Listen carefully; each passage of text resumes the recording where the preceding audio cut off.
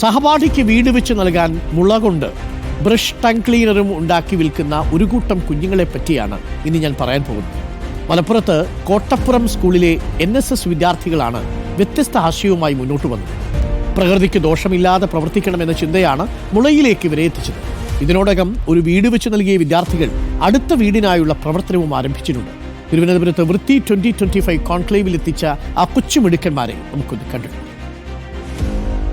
മുള കൊണ്ട് ബ്രഷും ടങ് ക്ലീനറും മുതൽ വാട്ടർ ബോട്ടിൽ വരെ അങ്ങനെ സഹപാഠിക്ക് ഒരു വീട് തന്നെ എടുത്തു നൽകിക്കൊണ്ടിരിക്കുകയാണ് മലപ്പുറം കൊണ്ടോട്ടിയിലെ കോട്ടപ്പുറം സ്കൂളിലെ ഈ NSS വിദ്യാർത്ഥികൾ. ഇവർ 4 പേര് മാത്രമാണ് ഇപ്പോൾ ഉള്ളത്. പക്ഷേ കുറച്ചധികം പേര് ഇവിടെ ഉണ്ട്. ഇവരുണ്ടാക്കിയ സാധനങ്ങളൊക്കെയാണ് നമ്മളിങ്ങനെ കണ്ടത്.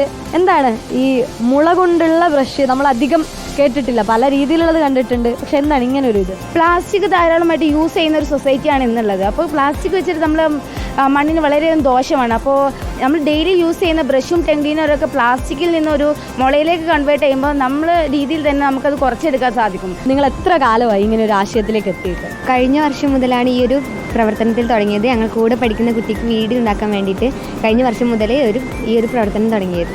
എന്നിട്ട് വീട് വെച്ച് കൊടുത്തു. എന്താണ് ഇപ്പോൾ ഒരു വീട് ഓൾറെഡി ഒരു പണി തുടങ്ങി കഴിഞ്ഞു. അതിൻ്റെ ലാസ്റ്റ് സ്റ്റേജ് ആയിട്ടുണ്ട്.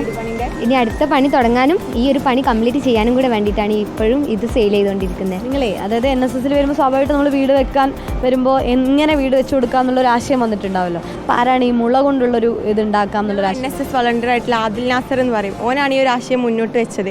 അപ്പോൾ ഞങ്ങളെല്ലാവരും അതിന് ഓക്കെ പറഞ്ഞു. ഞങ്ങളുടെ സാർ ഒരുപാട് ചോദിച്ച്, ലൈക്ക് ഞങ്ങളൊരു ഗവൺമെൻറ് സ്കൂളാണ്, അപ്പം അതിന് ഒരുപാട് റിസ്ക് ഉണ്ട്, ലൈക്ക് ഇങ്ങനത്തെ ഒരു ഇതായിട്ട് മുന്നോട്ട് വരുമ്പോൾ. അപ്പോൾ ഞങ്ങളെ എല്ലാവരും ഓക്കെ പറഞ്ഞു.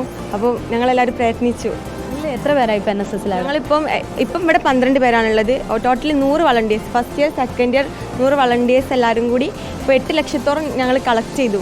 ഈ ഒരു ഇത് നൽകിയിട്ട് 8 ലക്ഷത്തോളം. ഞങ്ങൾ കോഴിക്കോട് മലപ്പുറം ജില്ലകളിൽ നിന്ന് മാത്രം 8 ലക്ഷത്തോളം കളക്ട് ചെയ്തു. അതുകൊണ്ടാണ് ഓൾ കേരള NSS യൂണിറ്റിൽ നിന്ന് ഞങ്ങളെ യൂണിറ്റ് ഇങ്ങോട്ട് സെലക്ട് ചെയ്യപ്പെട്ടത്. നിങ്ങളുടെ വീട്ടിലൊക്കെ ഈ മുള കൊണ്ടുള്ള ബ്രഷ് ഇതൊക്കെ? അതെ യൂസ് ചെയ്യുന്നത്. ഇപ്പോൾ ഇതൊക്കെ ആൾ വാങ്ങിയിട്ട് എന്താണ് എല്ലാവരും പറയുന്നത്?